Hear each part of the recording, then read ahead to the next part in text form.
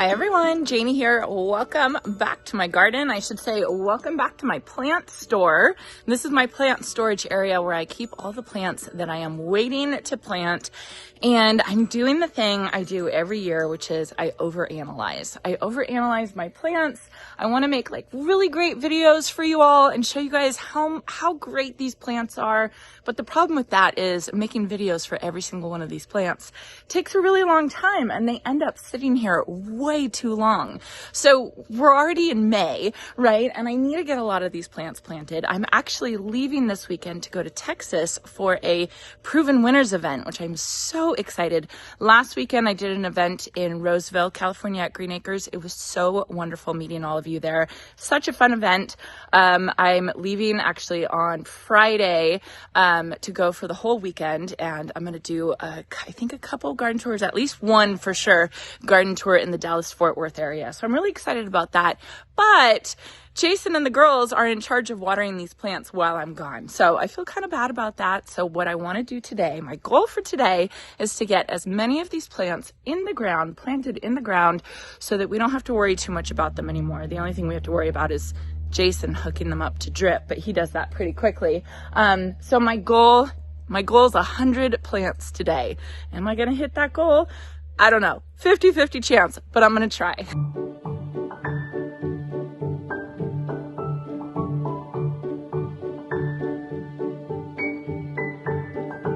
Before I started planting in this area, I decided to water the soil. This is a spot we haven't amended with compost yet, so I knew it was going to be tough to dig into, even with my augers. One of the easiest ways to make digging easier is to pre-moisten the soil.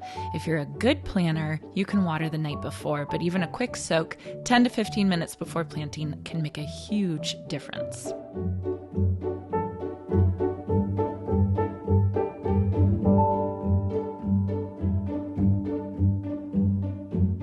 Next, I started laying out my plants. I have so many beautiful options to choose from, so narrowing it down isn't always easy.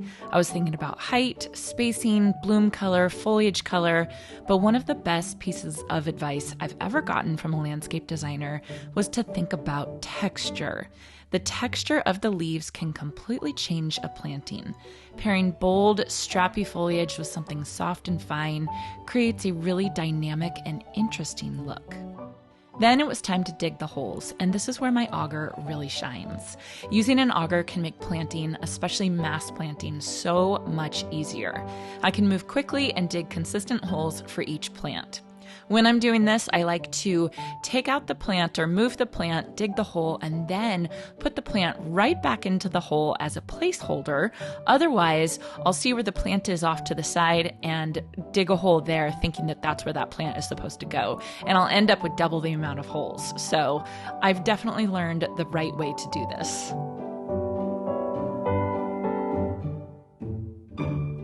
Now for the fun part, planting. I started with one of my favorite new perennials, Summer Break Alstroemeria.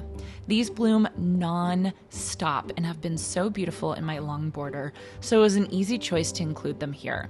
I was deciding between Summer Break and the Summer Breeze variety, which is new. I've never tried it before, and I really wanted to plant the Summer Breeze variety, but ultimately I chose Summer Break because the Summer Break foliage is a brighter green, and I thought it would give me a better contrast against my Merlot Redbud that has dark foliage, and the Summer Breeze Alstroemeria has a darker foliage too. In front of my Walker's Low Nepeta, I planted Southern Blaze Phlox, and I just love this color combination, and I think this phlox is going to thrive right here.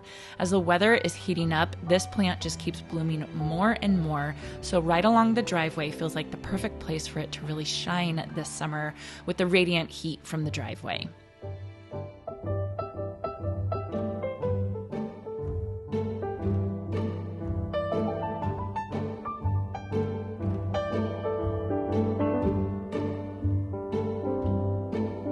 I finish off this section with a gorgeous shrub called Sunjoy Fast Neo, which I had planted earlier in my center island, and I am enjoying so much with the red foliage.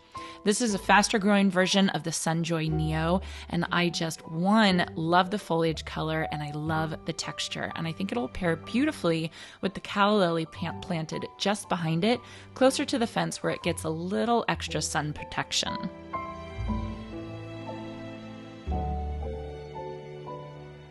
Once everything in this area was planted, I gave the bed a really deep watering and counted it all up. This one space ended up with 37 plants in the ground. I honestly can't believe I fit that many in here, but I think it looks incredible. I'm really leaning into using annuals to fill in around young shrubs and perennials. It gives that garden that full finished look now, and as everything matures and grows in, I won't feel the need to replant those annuals in future seasons.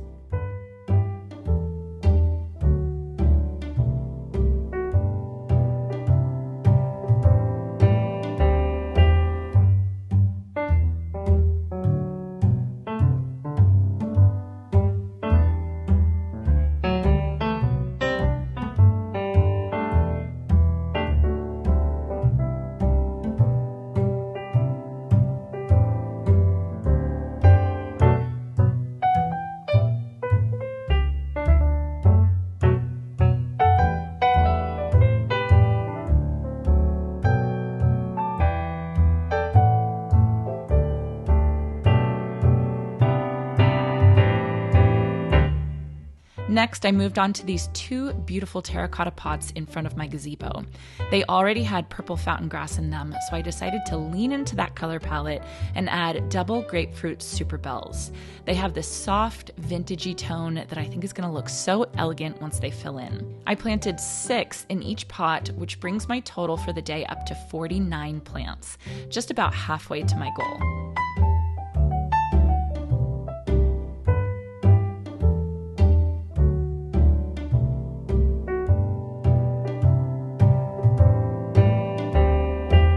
Look what I just found on me. That's when you know you have a problem with budworms. When you happen to find a budworm on you. Not good. Gross.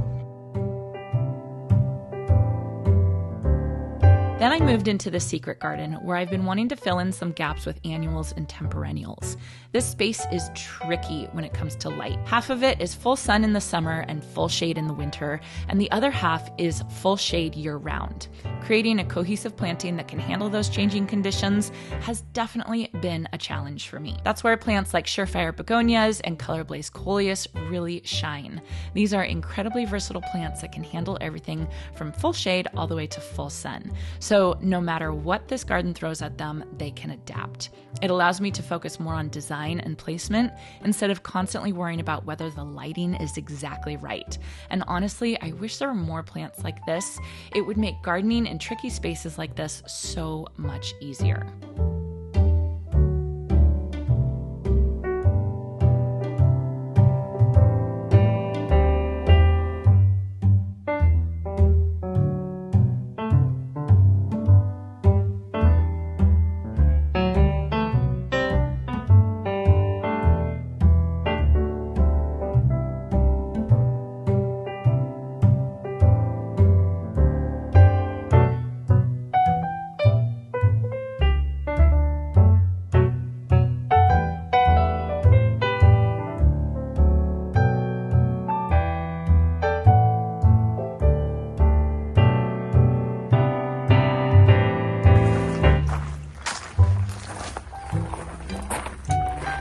Watch out, bud. Watch out.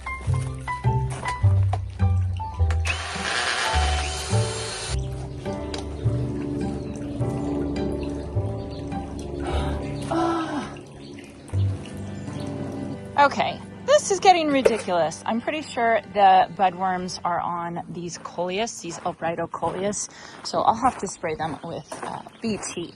But I'm going to take this budworm over to the chicks as a little treat. See if they like it. See if they're old enough for this. Hey girls, come here. Come here. You see it? Can you guys see it? Come on, who's going to get it? Who's gonna get it? Olive, are you gonna get it? Do you need it to be on my hand? Ew. Here, come get it quick. Ew, I don't want it on my hand. Come get it quick. Get it. Yeah, was that good? Was that delicious, honey? What on earth? Look at what you guys do to your water bowl. I just freshened this morning. How on earth do you get so much stuff in here? My goodness. Guess I gotta raise it up, huh? I literally just gave them fresh water this morning. How do you girls do this? What a mess.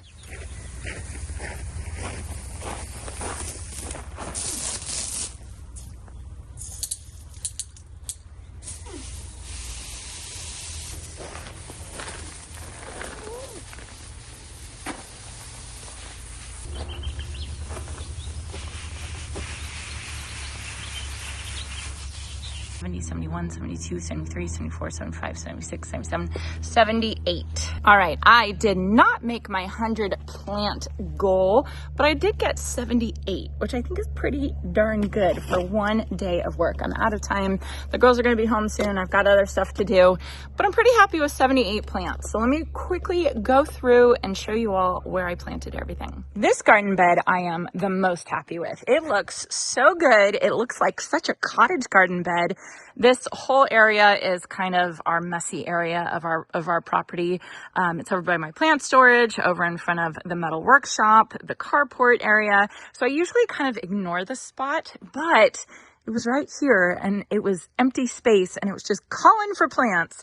So I first started with the summer break alstroemeria that I actually have planted along this fence just further behind me. And I knew it was the perfect place for it because the alstroemeria in my zone, zone 9B, it likes a little bit more shade. So planting it right next to this north facing fence is perfect.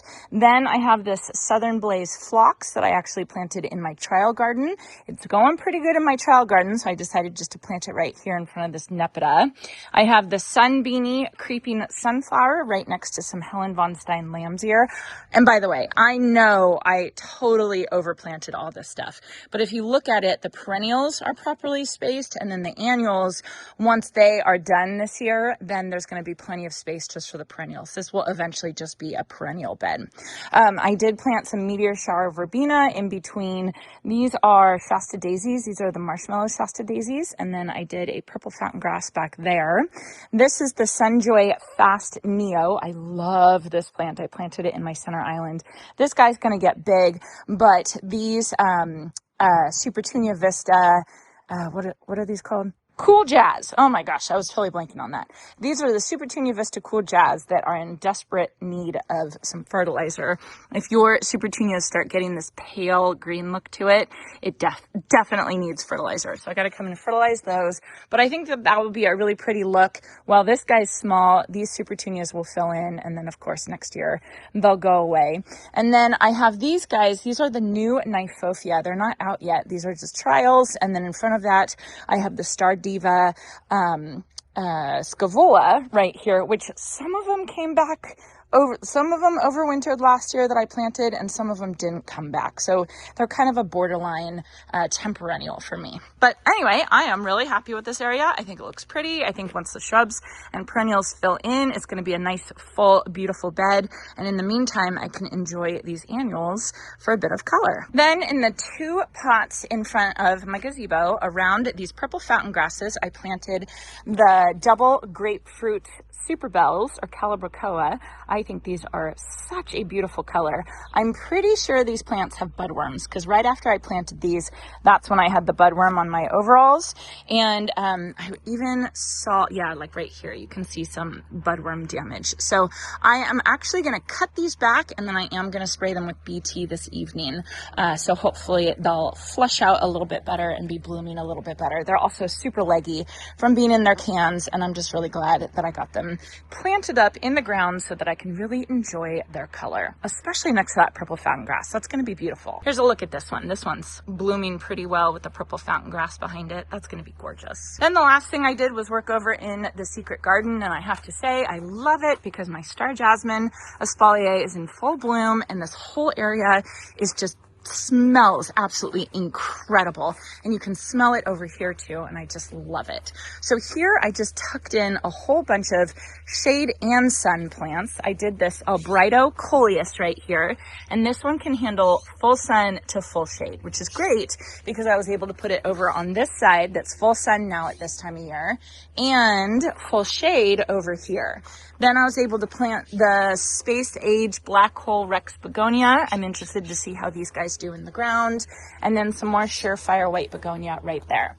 And then over here, I did plant some dichondra silver falls as ground cover because I did that over in that bed and I really, really enjoyed it. So I think that'll look really pretty. I don't know if you guys just heard those scrub jays, the birds that were screeching at me. I'm pretty sure they're yelling at me, telling me that they want some black sunflower seeds because they're out. And I'm not even kidding. Those scrub jays, my grandma has them at her house all the time, and they will like screech and ask for food. So I'm pretty sure that's what they were doing. Hopefully you guys heard that come through on the video. If not, then ignore what I'm saying. So anyway, I'm pretty glad that I got all that stuff done today.